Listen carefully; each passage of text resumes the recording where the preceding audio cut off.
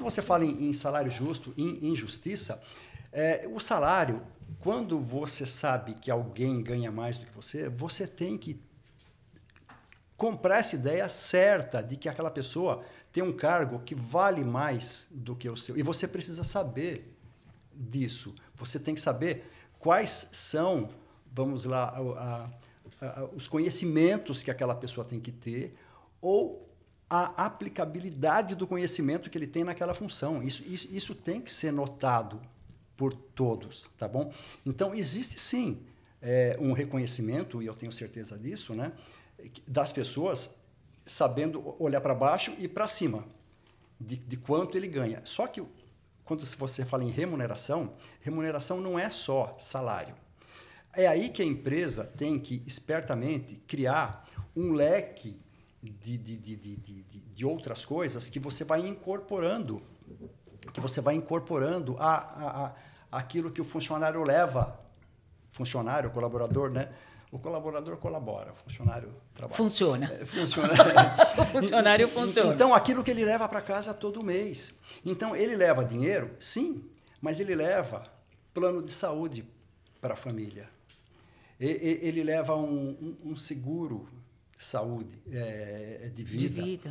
Ele leva também uma previdência complementar para quando ele atingir 65 anos. Então, isso é importante porque ele vai somando isso tudo. Tinha gente que falava que não, mas sim. E conversando com o Edson há pouco, se você fala em cesta básica, em almoço na empresa, coisas assim tão pequenas, que para um gerente ele pode falar, isso aí não tem.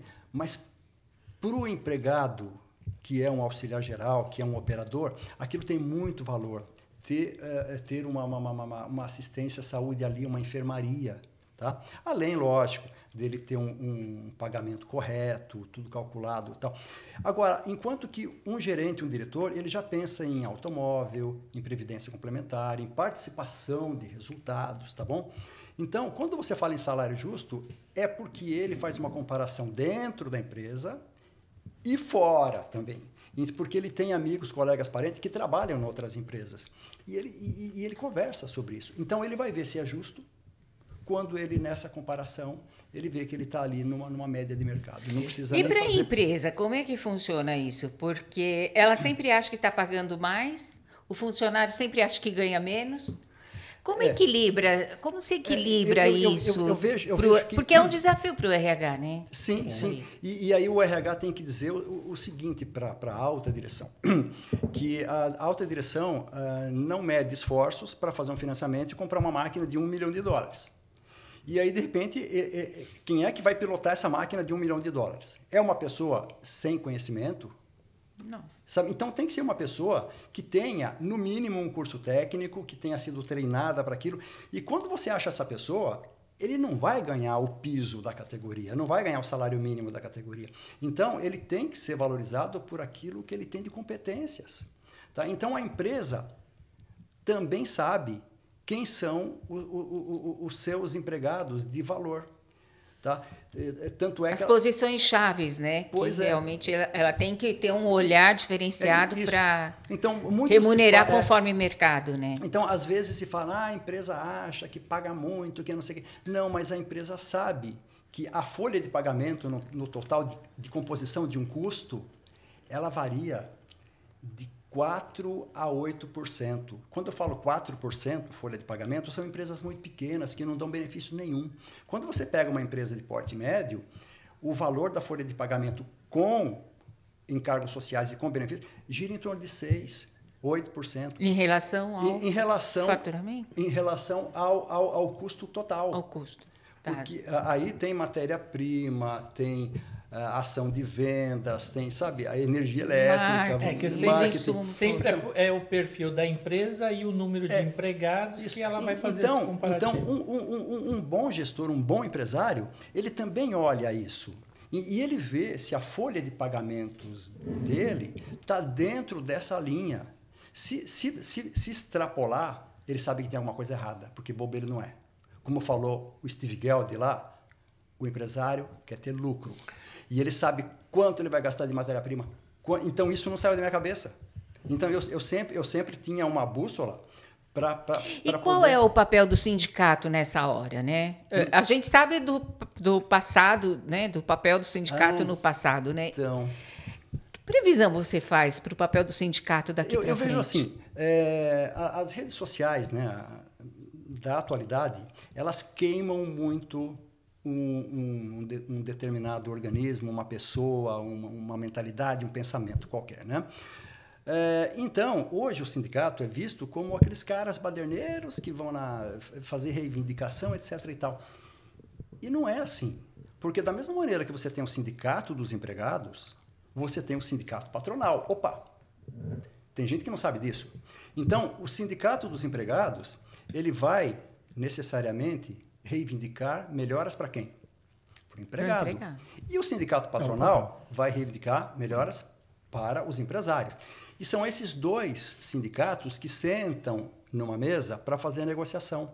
Então, o sindicato dos empregados, ele vai lá para tirar, no mínimo, a inflação de um período. E também tentar uma participação de resultados, se a empresa tiver lucratividade. Lembrando, Sérgio, que também... Então, ele luta, sim, pelo empregado. E aí, eu não quero perder aqui do meu ponto de vista, tem gente que fala assim, não custeie o sindicato, não pague o sindicato. Então, eu não estou aqui defendendo o sindicato, mas eu vou dizer, o teu CEO paga o sindicato dele.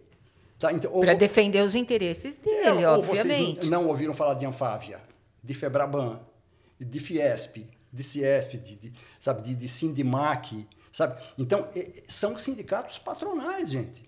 Lobistas que vão lá para o Congresso pedir aprovações. Eles existem, e existem num cenário que foi criado lá por Getúlio Vargas. Então, eu vou voltar agora quantas décadas. E Getúlio Vargas falava assim, o que é um país é composto do quê? Famílias, empresas e governo. E tem essa rotação, um alimenta o outro. A empresa alimenta o empregado, que alimenta o governo. As empresas também ajudam a alimentar o governo, mas o governo tem que trazer estrada, legislação, iluminação, desenvolvimento habitacional. Então, o governo trabalha para as empresas e para os empregados, o empregado trabalha para a empresa. Então, é uma coisa que funciona certo, tá bom? Ou deveria, né?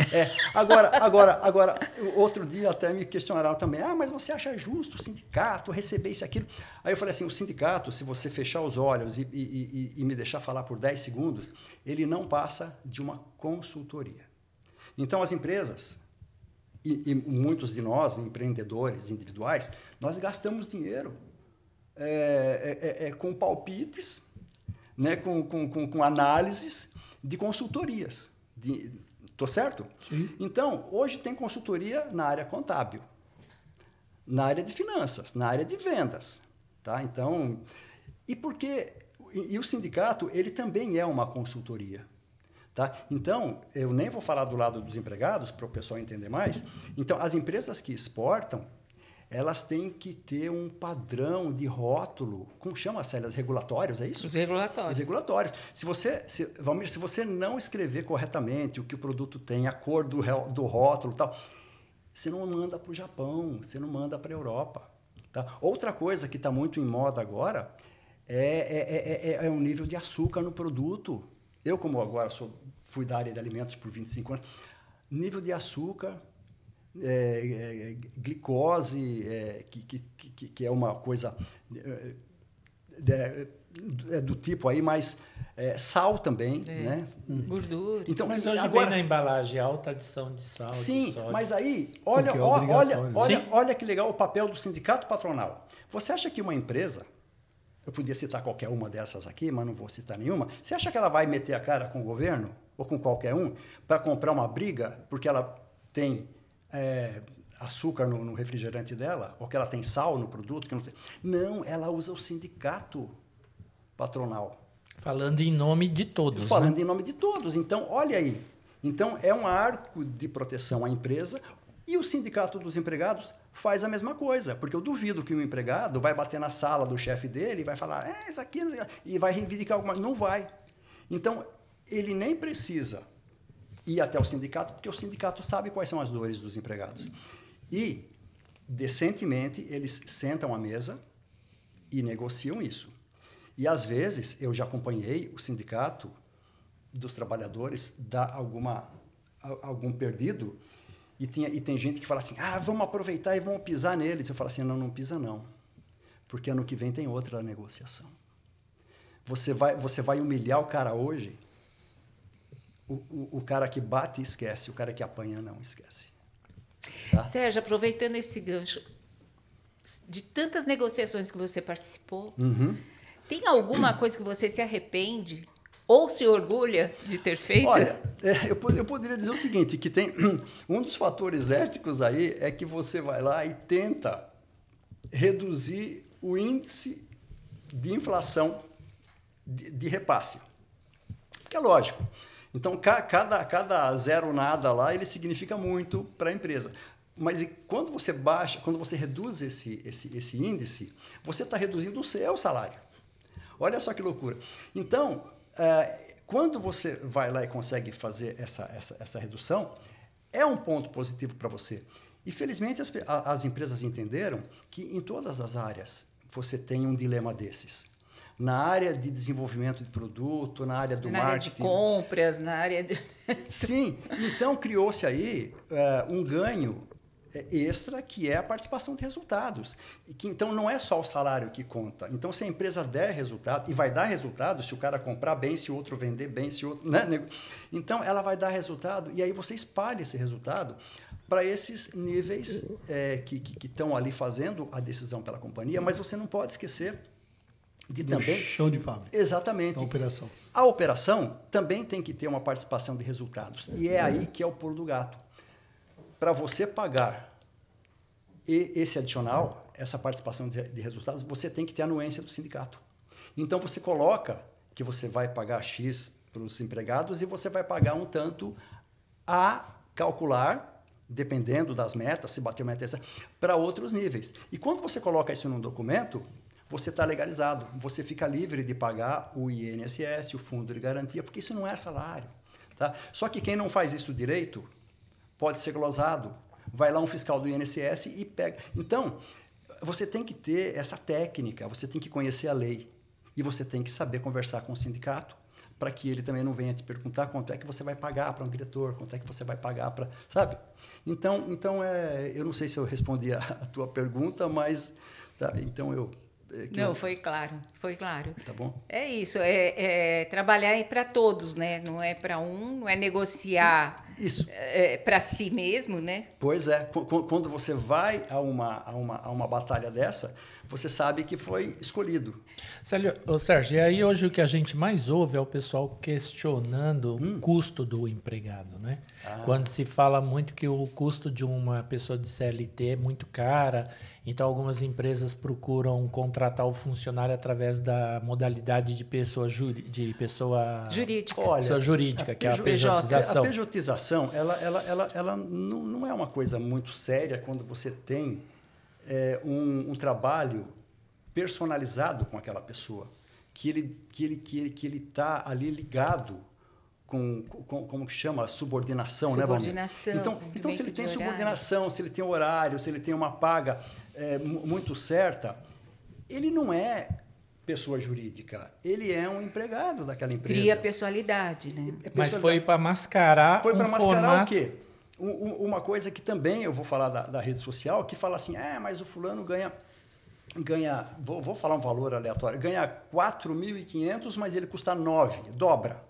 Então, o governo de plantão, não importa de que partido seja, a gente sempre vai ter um governo, o governo de plantão está pegando um salário, e vocês escutaram isso. Sim. E eu, por um período, né, Célia, fui professor na faculdade Torricelli, né? E um aluno me perguntou isso aí, bem perguntado, Edson, muito obrigado. Mas, professor, por que então que a gente paga 4.500 e tem que pagar mais 4.500 para o governo? Eu falei, quem foi que te falou? Todo mundo fala, meu tio fala. Eu falei, não, então vamos compor isso aí? Vamos lá, a pessoa ganha 4.500. Aí ele tem fundo de garantia, que dá 8%. A gente tem que chegar em 100, tá? Já chegamos em 8. Beleza? 8%. Para quem que vai esses 8? Vai para o governo? Não. Vai para ele. Vai ter tua conta. Aí tem férias.